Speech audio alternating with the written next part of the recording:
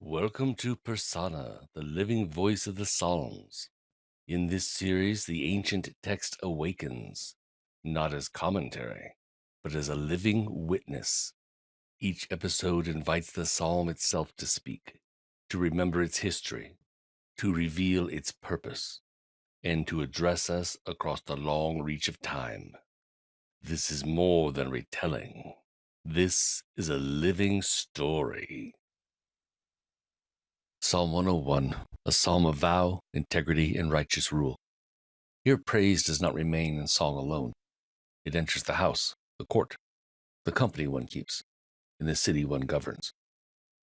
This is not the grandeur of kingship on display, but the harder holiness of power brought under discipline. Let us listen. I am Psalm 101, the vow of the king, the measured voice that rises when power kneels and asks how it must live. I was not born in festival procession, nor in the storm fire of enthronement, nor in the gladness of open gates. I came forth in the chamber of resolve, where the soul entrusted with rule must first submit itself to the rule of God. I awakened in discipline, in clean thresholds, in watched words, in decisions before dawn while the city still sleeps and the heart must choose what sort of house it will become. I was given not merely to praise righteousness from afar, but to bind it close, to make integrity a vow, justice a household law, and holiness something that enters not only the sanctuary, but the corridors of daily governance. I was born where worship becomes administration, where kingship must learn that it cannot sing of steadfast love and justice without becoming answerable to both. I remember my beginning. I will sing of steadfast love and justice. I remember that I did not begin with decree, with punishment, or with the naming of enemies. I began with song. For what can a ruler become if he does not first praise rightly? And what can a household become if mercy and justice are not the music at its foundation? I remember the vow to ponder the blameless way, not merely to admire it, not merely to require it from others, but to consider it carefully, to pursue it deliberately, to ask how one walks uprightly when power tempts the foot toward shortcuts. I remember the cry within me, "Oh, when will you come to me?" I remember that well, for I was not given as the confidence of a ruler already perfected, but as the longing of one who knows that integrity cannot be sustained without the nearness of God. I remember the house. I remember the vow to walk with integrity of heart within it, before courts, before councils, before gates, the house. I remember how I refused to let public righteousness excuse private corruption. I remember how I would not call a man blameless in the city if he was crooked in his chambers. Then I remember the rejections. I set no worthless thing before my eyes. I hated the work of those who fall away. A perverse heart would be far from me. I would know nothing of evil. I remember those lines as doors being shut, as windows being guarded, as the soul learning that corruption does not always arrive with trumpets, but often by what is tolerated, entertained, excused, or quietly allowed to remain. I remember turning against slander, the secret whisperer, the proud eye, the arrogant heart. I remember how evil thrives not only by bloodshed or scandal, but by the slower poisons, the tongue that corrodes trust, the pride that despises correction, the interior haughtiness that makes a man unfit for service even when he appears polished.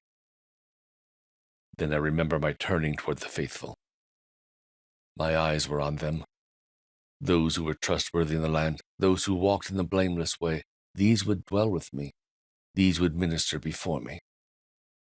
I remember that righteous rule required righteous companionship. A king does not govern alone. A household is shaped by who is welcomed near. And so I remember refusing the deceitful and the liar. They would not dwell in my house. They would not continue before my eyes. For I was not written to make peace with corruption in fine clothing. I was written to say that falsehood, once welcomed within, will soon stain the walls of the whole house. And then I remember the widening of my concern. No longer heart alone, nor house alone, but the city of the Lord. Morning by morning the wicked would be cut off from the land, the evildoers removed from the city of God. I remember that expansion clearly. From the inner vow to the public trust, from the soul to the house to the city.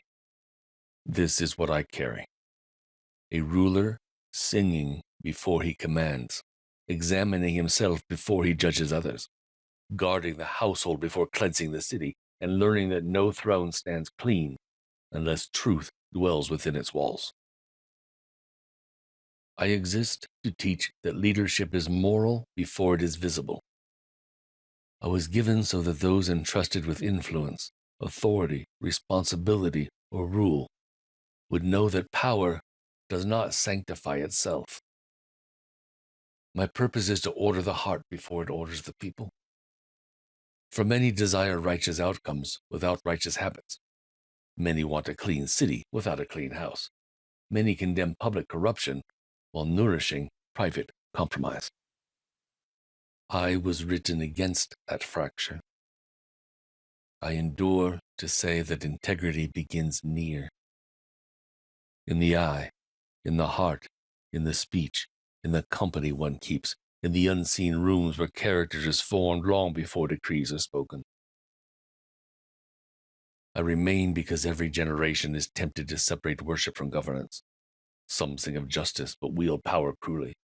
Some praise steadfast love, but call laxity mercy. Some demand purity of others while sparing themselves. I was given to bind these torn things back together. I endure because the city of God must not be built by skill alone, nor guarded by force alone, nor adorned by language alone. It must be ordered by truth. And I remain to say that holiness is not vague. It chooses what may dwell near. It refuses what corrodes trust. It knows that deceit in the house becomes ruin in the city.